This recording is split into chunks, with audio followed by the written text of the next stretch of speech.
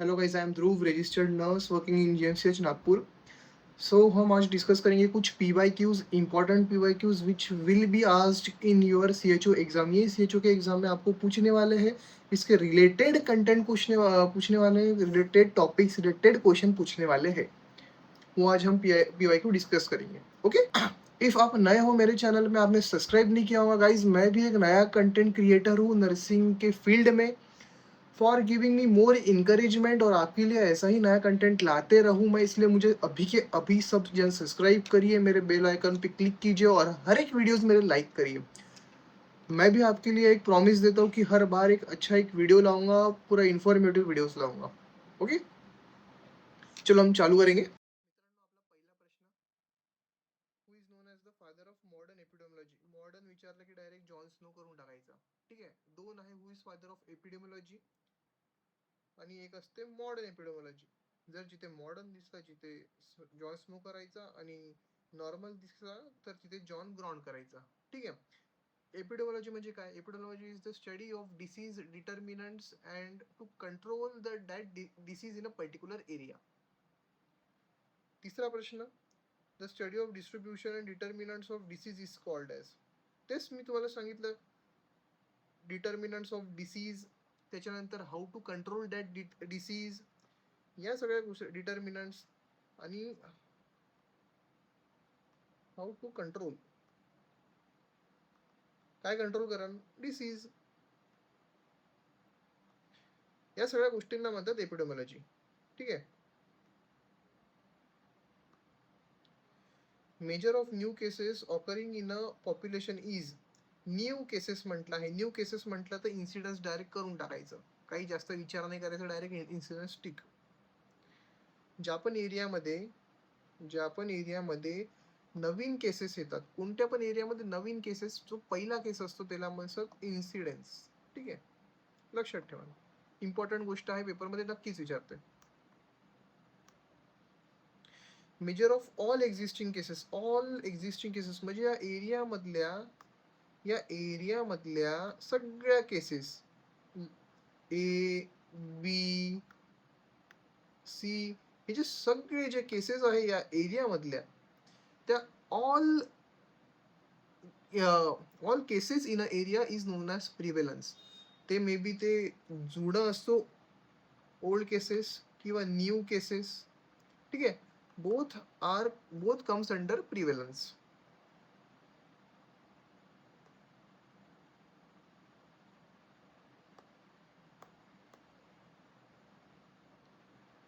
सहावा प्रश्न बघू आपण आता. मेजर कॉमनली यूज ड्युरिंग अन आउटब्रेक. आउटब्रेक म्हणजे काय असते? एक पर्टिक्युलर एरिया आहे, ज्या एरियामध्ये एक डिसीज आला आहे, खूप रॅपिड डिसीज आला आहे, म्हणजे एक मोठा तिथे काहीतरी अनर्थ घडला, आउटब्रेक आला आहे. त्याला कशाने मेजर करू आपण? Attack rate. ठीक आहे. Measure of death among diagnosed cases. ही एक एरिया आहे, या एरियामध्ये एवढं पॉप्युलेशन डिसीज आहे, एवढ्या पॉप्युलेशन मध्ये एवढे या डिसीज मधले एवढे व्यक्तीची डेथ झाली आहे, मॉर्टल झाले आहे, मेले आहे, तर हे जे आहे ते काय म्हणतात? केस फॅटॅलिटी रेट. केस फॅटॅलिटी रेट. ओके, म्हणजे एका कंप्लीट एरियामध्ये जे पण डिसीज्ड पॉप्युलेशन, जे पण डिसीज्ड पेशंट आहे, त्या डिसीज पेशंट मधल्या किती लोकांची डेथ झाली आहे, मॉर्टल झाली आहे, त्याला म्हणतात केस फॅटॅलिटी रेट. रेट विचारला आहे, percent. Okay,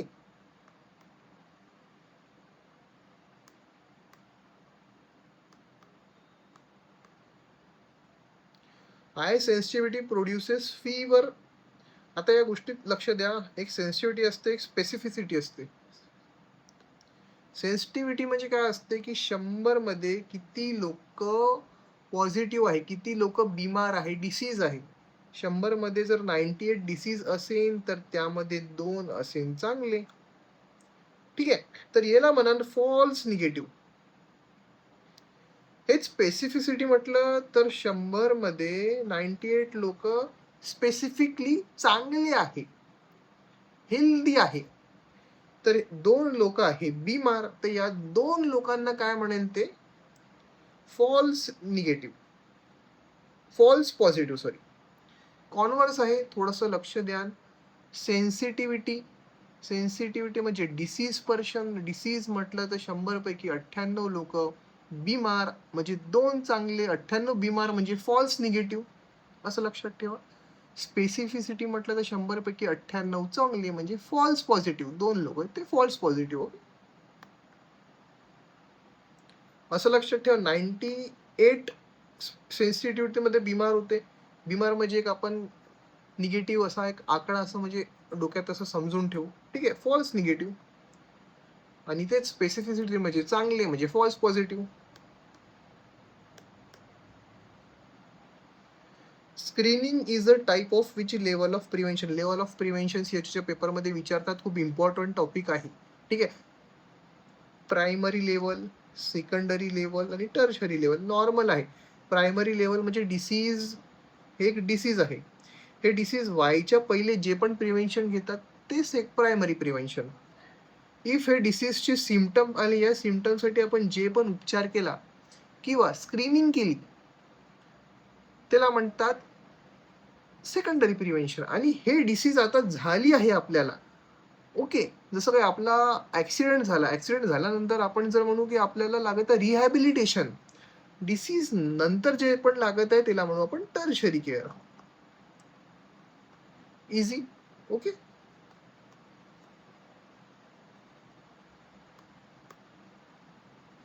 screening is which level of prevention, secondary prevention. Screening म्हणजे डायबिटीज आहे, डायबिटीज मध्ये त्याला चक्कर आले, मग त्याने डायबिटीज त्याला वाटत आहे आता आहे, त्याने HbA1c चेक केलं, म्हणजे स्पेसिफिक डायबिटीजसाठी त्यांनी HbA1c चेक केलं म्हणजे सेकंडरी प्रिव्हेन्शन. इम्युनायझेशन, इम्युनायझेशन म्हणजे आता पोलिओ व्हायच्याच पहिले तुम्ही इम्युनायझेशन घ्याल ना, BCG, ट्युबरक्युलोसिस व्हायच्याच पहिले तुम्ही BCG घ्याल ना लहानपणी, म्हणजे डिसीज व्हायच्या पहिले तुम्ही डिसीज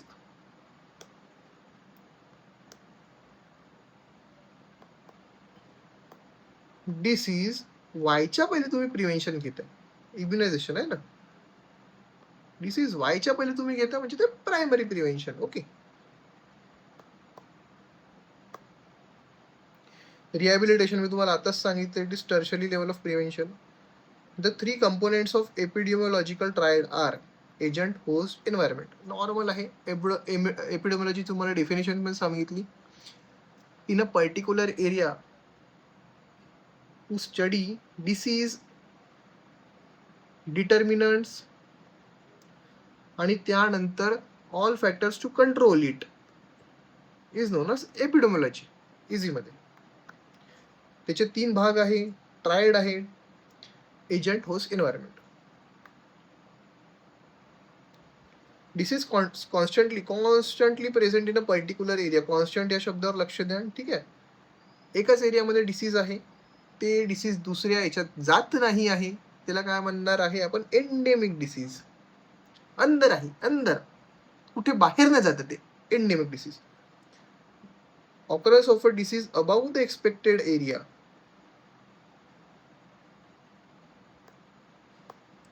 हा एरिया आहे आपला, पण ही डिसीज झाली आहे एवढी, किती एक्सपेक्टेड आपल्याला एवढं होतं, पण झाली किती, एवढी, जास्त झाली ना, एक्सपेक्टेड पेक्षा जास्त झाली, म्हणजे काय, एपिडेमिक.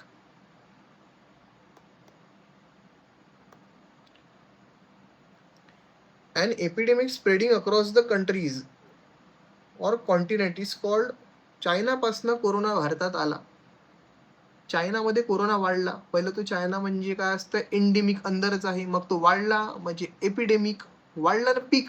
एपिडेमिकचं पी लक्षात ठेवा बरं, पी, पी म्हणजे पीक, पीक, ठीक आहे. पी म्हणजे वाढला, चायनामध्ये कोरोना होता, एंडेमिक, तो वाढला, एपिडेमिक, त्याच्यानंतर तो पसरला म्हणजे आउट ऑफ कंट्री, कॉन्टिनेंट गेला म्हणजे पॅन्डेमिक. क्लिअर, 3च आहे, इझी आहे, ठीक आहे. World wide permanent reduction, permanent reduction म्हणजे निघूनच गेला आहे, एकही त्याचं काहीच नाही बाकी, एकही रुपया बाकी नाही आहे, थोडासा पण बाकी नाही आहे, त्याच्यातलं काहीच बाकी नाही, कम्प्लीट पळाला, इरॅडिकेशन. रिडक्शन कमी झाला आहे, 0 झाला आहे का? नाही. ठीक आहे. Reduction of a disease to 0 is define as elimination, eliminate झालाय. Study beginning with the disease status and looking backward. आता 2 डिसीज असतात, एक असते case study, case control study, एक असते कोहर्ट स्टडी. ठीक आहे. केस कंट्रोल स्टडीमध्ये काय असते ना, की कंट्रोल हे जे केसेस असतात हे कधी करतात माहित आहे, फॉर डिसीजचं स्टेटस बघायला. आता एक डिसीज आहे, ओके, हे डिसीजचं आपल्याला नाही का फार्मेकोलॉजी, वॅक्सिन, इम्युनायझेशन हेल्प करेल ना फ्युचरमध्ये सगळ्या गोष्टी बनवायला. तर याबद्दल आपल्याला स्टडी करावं लागेल ना पहिले, या गोष्टी माहिती करायला. तर आता केस कंट्रोल स्टडीमध्ये जे केसेस आहे त्या कंट्रोलमध्ये आहे. ठीक आहे. आणि जे आपण केसेस बघू ना, त्या मागच्या केसेस राहणार आहे, मागच्या. म्हणजे केसेस तर संपले, आता कंट्रोलमध्ये आहे, पण जे मागचे जे पेशंट आहे त्या पेशंटची स्टडी म्हणतात केस कंट्रोल स्टडी. इझी.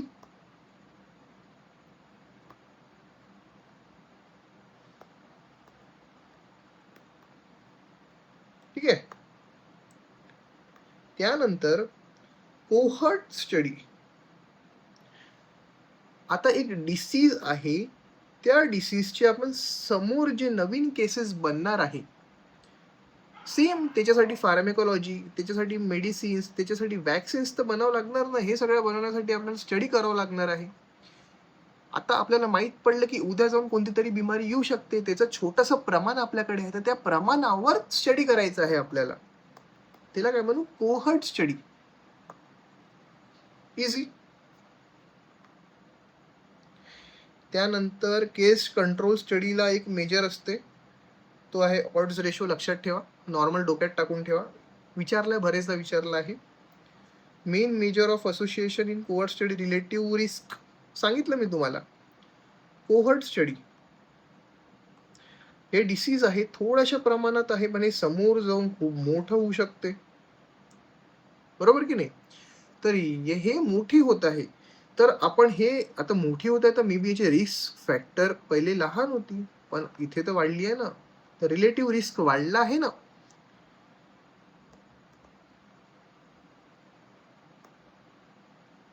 तेच आहे ते.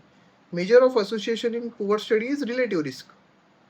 The hidden portion of a disease in a population is explained bye iceberg phenomena. सगळ्यांना माहित आहे, छोटा वरती, पाण्याच्या खाली जास्त मोठा. Third factor that distorts the exposure disease relationship is called. Third factor विचारला आहे, कॉफी आहे. ठीक आहे. कॉफीमुळे झाली का पेशंटची डेथ, मग माहिती पडलं काय झाली, डेथ झाली पेशंटची. मग माहिती पडलं की कॉफी सोबत स्मोकिंग पण करत होता. स्मोकिंग कॉज लंग डिसीज आणि लंग डिसीज कॉज डेथ. पण नाव कशावर पडलं आहे, कॉफीमुळे. आता प्रायमरी फॅक्टर कोण आहे, लंग डिसीज, पण थर्ड पार्टी कोण बनलाय, coffee. Third factor of distorts exposure disease relation is called को फाउंडर. लक्षात ठेवा. ठीक आहे, इझी आहे.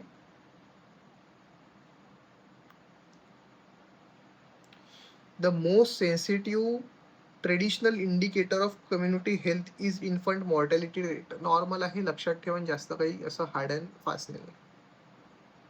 25 क्वेश्चन आपले काही कव्हर झाले आहे. कमी वेळात आपण 25 क्वेश्चन कव्हर केले आहे. या 25 क्वेश्चनवर पण भरपूर टॉपिक्स बनतात. कव्हर करू आपण जेवढे आपल्याला कव्हर करता येईल, आणि प्रत्येक गोष्टी लक्षात ठेवा, डोक्यात टाकून ठेवा. ठीक आहे. 1 लाइनर्स आहे, इझी आहे. समोर बघू आपण. MCH and child health. Inform mortality rate is express per 1000 live birth. लक्षात ठेवा. Maternal mortality rate, maternal infant म्हणजे लहान म्हटलं तर 1000, मॅटर्नल म्हटलं तर 1,00,000. ठीक आहे, लक्षात ठेवा. 1,00,000 लाईव्ह बर्थ. न्यू नॅटल पिरियड किती असते, 28 असते. पेड्राटिक किती असते, इन्फंट किती असते, 1 वर्ष. टॉडलर किती असते, 3 वर्ष. लक्षात ठेवा. Exclusive breast feeding is recommended for 6 month. पहिलं दूध काय असते? कोलेस्ट्रम. सगळ्या गोष्टी लक्षात ठेवा. 6 मंथ पर्यंत काहीच नाही एक्सक्लुसिव्ह ब्रेस्ट फिडिंग. त्याच्यानंतर complementary feeding. Complementary feeding should be generally begin after 6 month. बरोबर आहे. Colostrum is rich in immunoglobulin A. The first milk is secreted after delivery is called colostrum. आताच आपण बघितलं पहिलं मिल जे सिक्रेट होते ते कोलेस्ट्रम. Most common cause of postpartum haemorrhage after delivery, blood loss ला इझी काय म्हणतात? Postpartum haemorrhage. डिलिव्हरी नंतर भरपूर ब्लड लॉस होते मदरचं, तिला म्हणतात पोस्टपार्टम हिमोरेज. आता भरपूर म्हणजे किती? नॉर्मली किती असते? 300 ते 500. बट इफ नॉर्मल डिलिव्हरी असली आणि नॉर्मल डिलिव्हरीमध्ये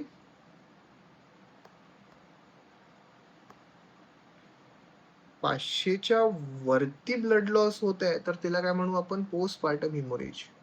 सिझेरियन सेक्शन आहे त्यामध्ये जर मोर दॅन इक्वल टू 1000च्या वरती एम एल ब्लड लॉस होता तर त्याला काय म्हणू आपण? Postpartum haemorrhage. लक्षात ठेवा,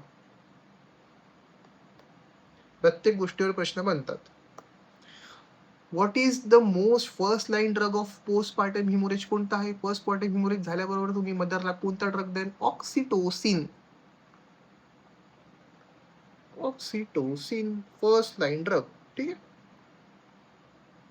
त्यानंतर पोस्टपार्टम हिमोरेज मध्ये पण ट्रायड आहे.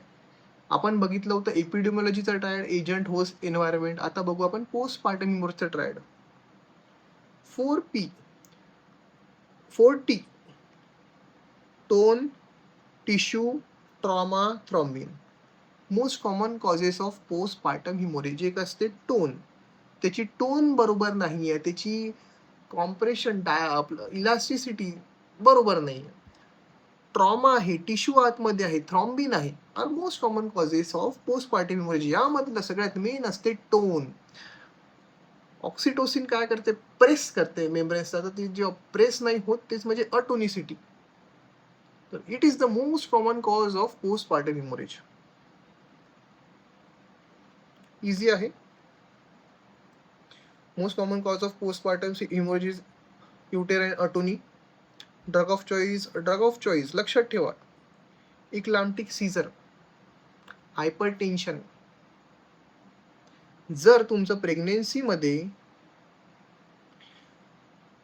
जर तुमचं बीपी, हायपरटेन्शन इन्क्रीज असेल त्याला म्हणतात इक्लाम्शिया. आणि तेव्हा तुम्हाला कन्व्हल्जन्स येतात आणि त्या कन्व्हल्जन्स मेंटेन करायला जे ड्रग असते ती फर्स्ट लाईन ऑफ ड्रग असते मॅग्नेशियम सल्फेट. लक्षात ठेवा, इझी आहे. मॅग्नेशियम सल्फेट जर जास्त झालं बॉडीमध्ये तर त्याला कमी करायला देतात कॅल्शियम ग्लुकोनेट. ठीक आहे. मॅग्नेशियम सल्फेटचं डिसऑर्डर काय? कोणत्या पण गोष्टीचं चांगल्या गोष्टी आहे तर त्याचा वाईट परिणामी आहे. ठीक आहे, बघू आपण समोर. Loss of deep tendon tissue. जर मॅग्नेशियम सल्फेट जास्त झालं तर loss of deep tendon tissue. लक्षात ठेवा. त्यानंतर रेस्पिरेटरी डिस्ट्रेस. हे दोन गोष्टी. मॅग्नेशियम सल्फेट जास्त झालं बॉडीमध्ये तर डीप टेंडॉन टिश्यू म्हणजेच पटिलर रिफ्लेक्स काम करणं बंद करेन आणि रेस्पिरेटरी डिस्ट्रेस होईल. हेच कंट्रोल करायला आपण काय देऊ? Calcium ग्लुकोनेट.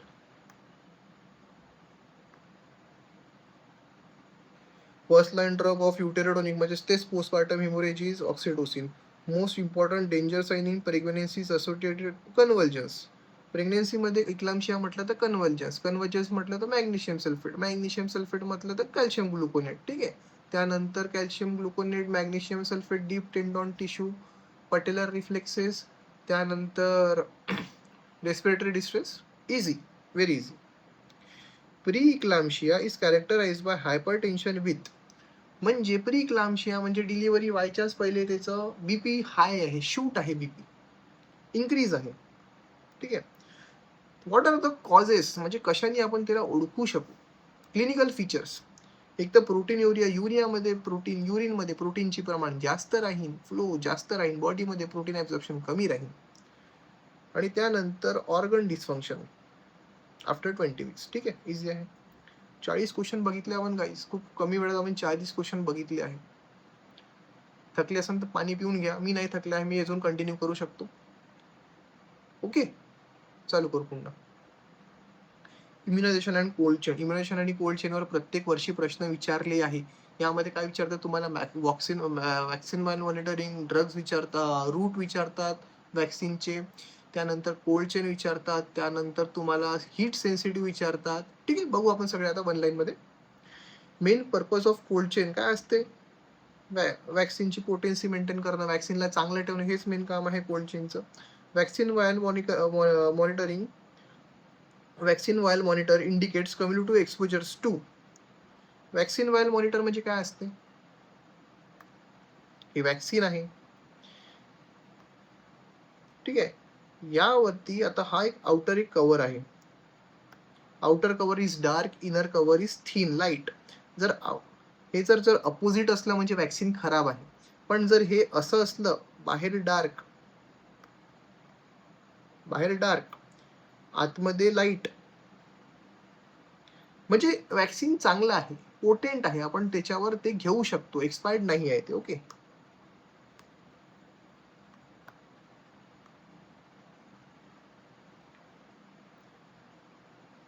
Which vaccine is freeze sensitive. Freeze मध्ये टाकल्याबरोबर खराब होऊन जाईल. कोणती वॅक्सिन आहे सांगा? डीपीटी. एकच वॅक्सिन आहे. पोलिओ वॅक्सिन पण नाही आहे. Heat sensitive, sorry freeze sensitive. त्यानंतर बीसीजी पण नाही आहे. ओके, लक्षात ठेवा. Preferred IM vaccination site in young infant is anterolateral thigh. लहान मुलांमध्ये इंजेक्शन कुठे देतात, वॅक्सिन्स कुठे देतात? अँटेरोलॅटरल थाय. मोस्टली तुम्ही म्हणाल ग्लुटियन रिजनवर का बरं नाही देत? कारण की त्यांना स्कियाटिक नर्वची भीती असते, म्हणून त्यांना अँटेरोलॅटरल थायवर एक मोस्ट इझी आहे, तिथे कशाची भीती नसते, म्हणून तिथे त्यांना वॅक्सिन देतात. BCG is administered by which route? Intradermal. OPV is administered by which route? Oral. Hepatitis B is administered by intramuscular. BCG, tuberculosis. A vaccine while monitor does not primarily detect freezing. अरे तो vaccine vial monitor आहे, ठीक आहे, vaccine vial monitor आहे हा.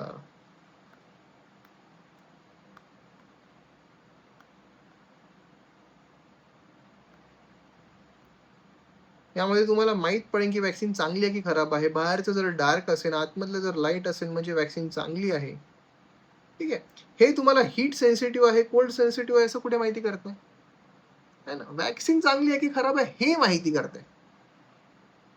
Concept confuse करते examiner, ठीक आहे.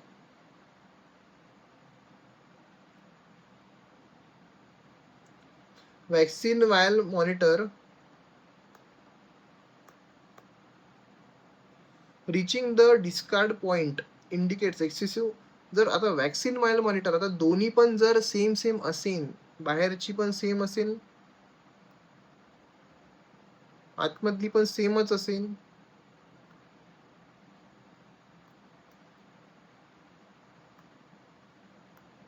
बाहेरची एवढी आहे, आतमधली पण एवढी आहे, म्हणजे ते काय म्हणतंय, त्याला काहीतरी हीट एक्सपोजर झाला आहे, म्हणजे ते थोडीशी डामाडोल आहे, त्याची पोटेन्सी कमी होऊ शकते, लक्षात ठेवा.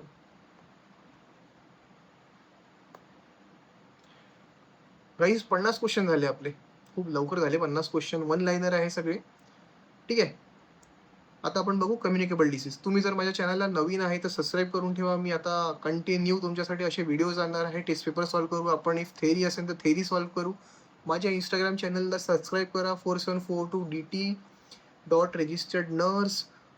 टेलिग्राम चॅनलमध्ये पण तुम्ही लॉग इन राहा, जिथे मी कंटिन्यू अपडेट टाकत असतो, जीके टाकत असतो, मॉक टेस्ट टाकत असतो, सॉल्व्ह करायला देत असतो मुलांना. नर्सिंग विथ ध्रुव म्हणून चॅनल आहे माझं यूट्यूबवर. तुम्ही सबस्क्राईब नसेल केला तर आत्ता करा, बेल आयकॉनवर क्लिक करा, या व्हिडिओला लाईक करा. पॉझिटिव्ह ऑर्गॅनिझम ट्युबरक्युलोसिस म्हटलं तर mycobacterium tuberculosis, BCG. Intradermal, easy, जास्त वेळ डोकं नाही लावायचं. Who discovered TB? Robert Koch. Main mode of pulmonary TB mostly पोरं माहिती आहे का काय करतात, ड्रॉपलेट इन्फेक्शन. लक्षात ठेवा, पल्मोनरी टीबी म्हटलं तर एअरबोर्न डिसीज आहे. Vector malaria in India female Anopheles mosquito, आणि एक असते की डेंगू ॲडिस मॉस्किटो. दोन गोष्ट वेगळ्या वेगळ्या, मलेरिया आणि डेंगू विचारू शकते पेपरमध्ये, लक्ष ठेवा. मलेरिया इन इंडिया म्हटलं तर फिमेल अॅनाफिलिस मॉस्किटो, डेंगू म्हटलं तर एडिस मॉस्किटो, एडिस इजिप्ट आहे. Aedes commonly breeds in small, थांबलेलं पाणी, small stagnant water collection. Elephantiasis vector of lymphatic filariasis commonly associated with Culex mosquito. ठीक आहे.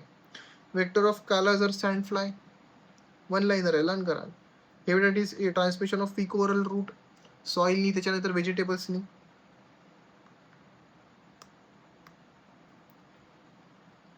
Drug generally awarded in dengue is aspirin, blood thinner आहे, देत नाही. Preferred antipyretic paracetamol. Classical triad of malaria includes fever with chill आणि sweating. मलेरियामध्ये काय असते, fever with chill आणि sweating, हे विचारतात वन लाईनर मध्ये. आपण आतापर्यंत 3 ट्रायड बघितले. पहिला epidemiology, agent, host, environment.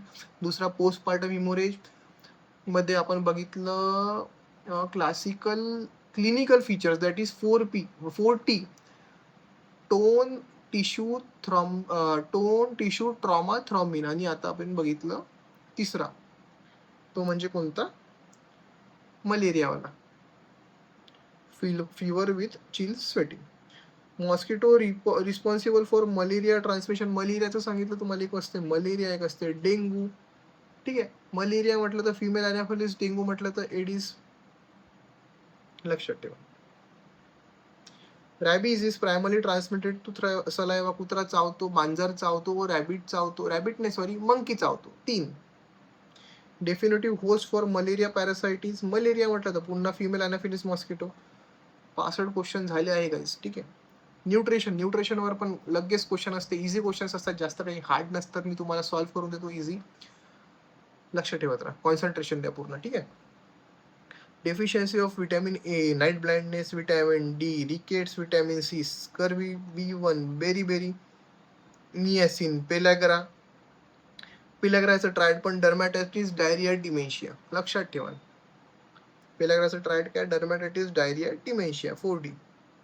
Iron deficiency, microcytic hypochromic anaemia, kwashiorkor disease, oedema. Kwashiorkor आणि मरासमसमध्ये मोस्टली प्रश्न विचारला जातो. क्वाशियोकर मरासमसला कसं डिफरन्शिएट लक्षात ठेवा माहिती आहे का. क्वाशियोकर म्हणजे असा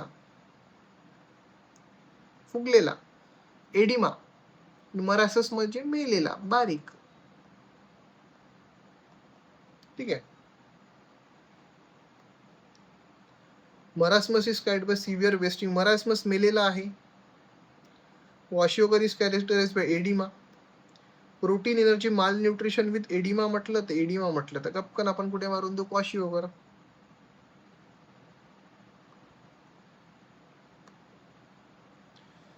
non communicable disease. Non communicable disease म्हणजे हायपरटेन्शन, हार्ट डिसीज, त्यानंतर DM, सगळ्यात इम्पॉर्टंट. या 3 डिसीज मधून क्वेश्चन विचारतात म्हणजे विचारतात. Modifier risk factor for COPD, smoking, tobacco. Major modifiable cardiovascular risk factor is tobacco use. Same. Common symptoms of hypoglycaemia, sweating and tremors. Hypoglycaemia आहे, sugar कमी झाली आहे, म्हणजे हाताला स्वेटिंग असते, तर कापते, sweating and tremor. Initial treatment for conscious symptomatic hypoglycaemia is rapid. म्हणजे हायपोग्लायसिमिया, शुगर कमी झालं, आपल्याला शुगर वाढवायचं आहे, साखर देऊन द्या लवकर. Rapid acting carbohydrates. Carbohydrate is nothing but glucose. Glucose is nothing but sugar. Okay. Long standing hypertension commonly cause left ventricular hypertrophy, म्हणजेच कार्डियक डिसीज. लक्षात ठेवा. Major modifiable risk factor for hypertension include obesity, त्यानंतर tobacco, त्यानंतर salt intake. ठीक आहे. Salt intake, obesity, physical inactivity आणि tobacco use, हायपरटेन्शनचे कारण. DM is characterised by chronic hyperglycaemia. HbA1c म्हणजे 3 महिन्यांचा average sugar that is RBG rapid blood sugar is HbA1c. What are the complications of diabetes, that is retinopathy, nephropathy and neuropathy? Retinopathy, nephropathy, neuropathy learn करून ठेवा. Common macrovascular complication is काय easy राहील? Coronary heart disease, cerebrovascular disease, peripheral artery disease. Public health and CHOचे जे roles आहे आणि public हेल्थमध्ये म्हणजे ज्या हॉस्पिटलमध्ये आपण काम करणार आहे तिचे जे रोल्स राहणार आहे त्या हॉस्पिटलचे वर्क्स राहणार आहेत ते आपण बघू आता. Primary health care emphasises essential health care accessible to individual and communities. Primary health care म्हणजे अशी हेल्थ केअर जे आपण प्रायमरी कम्युनिटीच्या लोकांना देऊ. फर्स्ट हेल्थ केअर म्हणतात तिला. ठीक आहे. Essential healthcare to individuals and community. First level of contact between community and health is PSC. First level of contact between community and hospital system, that is hospital administration, is PSC. Community diagnosis means identification of community health problems and needs using. तेच आहे, कम्युनिटीला diagnose करणं म्हणजे कम्युनिटीमध्ये कोणते disease आहेत ते बघणं, त्यानंतर त्याच्यात कोणते प्रॉब्लेम्स आहेत ते बघणं, ते डिसीज प्रॉब्लेम्स बघून त्याचं कंट्रोल करणं is community diagnosis. Easy. Bag technique primarily prevents cross infection. Health education aims primarily at. Health education आपण का बरं देतो? आपण लोकांना शुगर बद्दल का बरं सांगतो, हायपरटेन्शन बद्दल का बरं सांगतो? कारण की त्यांनी त्यांचं हेल्थ, त्यांनी सेहत मेंटेन ठेवली पाहिजे, रिस्क फॅक्टर कमी केलं पाहिजे आणि त्यानंतर जे पॉझिटिव्ह एजंट्स आहेत ते कमी केले पाहिजे. म्हणजेच काय, आपण त्यांचं हेल्थ बिहेवियर चांगलं करत आहे. Promoting health behaviour. Reference means काय असते? कोणत्या कम्युनिटी लेवलला OT अवेलेबल नसतात, मेजर सर्जरीज होत नाही, तर आपण त्याला कोणत्या मोठ्या हॉस्पिटलमध्ये पाठवतो, टर्शरी लेवलला पाठवतो ना. तर याच छोट्या हॉस्पिटलपासून मोठ्या हॉस्पिटलला पाठवल्यालाच गोष्टीला म्हणतात refer. Transferring or linkage of patient to an appropriate higher level of care.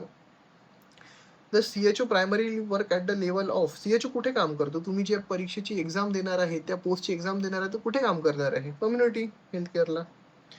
Health and wellness centre are नाव refer to as major update आहे काही 5 स्टार क्वेश्चन. ठीक आहे, विचारू शकते आपल्याला. Ayushman Arogya Mandir. Health and wellness centre are नाव रेफर्ड एज आयुष्यमान आरोग्य मंदिर.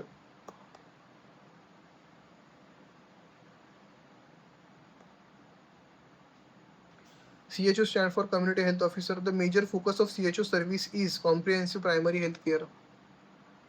NHM वरचे क्वेश्चन्स बघू गाईज आपण. NHM stands for national health mission. Easy आहे. RNTCP ला काय झालंय आता? नाव चेंज काय झालं? National tuberculosis elimination programme. आता एलिमिनेट झाला आहे. इरॅडिकेट नाही झाला, पण एलिमिनेट झाला आहे. ठीक आहे, कमी झाला आहे. NACP national AIDS control programme is related to. National Leprosy Elimination Program is leprosy. NPCDCS focuses mainly on prevention and control of common non-communicable disease. अशाच प्रकारे काही आपण 100 क्वेश्चन सॉल्व्ह केले आहे. ठीक आहे, खूप इझिली आपण 100 क्वेश्चन सॉल्व्ह केले आहे. कोणाला जर PDF पाहिजे असेल तर माझ्या इंस्टाग्राम चॅनलवर कमेंट करा. PDF म्हणून मी तुम्हाला हे सगळे PDF शेअर करून देईन. 1 लाइनर्स तुम्ही रिव्हिजन करा. आजचा शेवटचा दिवस आहे आपला अभ्यासाचा. जास्त काही ताण घेऊ नका. तुमचा पेपर 100% इझी जाणार आहे, मला माहिती आहे. आणि घाई नको करा. पेपर सोडवताना प्रत्येक प्रश्न शेवटपर्यंत वाचा, प्रत्येक ऑप्शन शेवटपर्यंत वाचा, त्यानंतर स्टिक करा. निगेटिव्ह मार्किंग राहणार नाही आहे.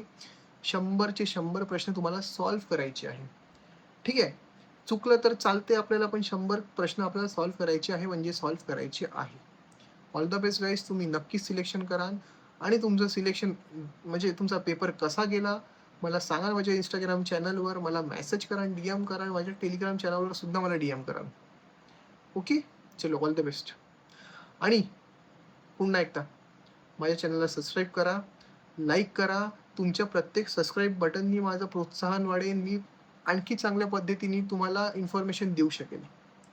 ठीक आहे, लाईक करा, शेअर करा, तुमच्या मित्रांसोबत हा व्हिडिओ पाठवा.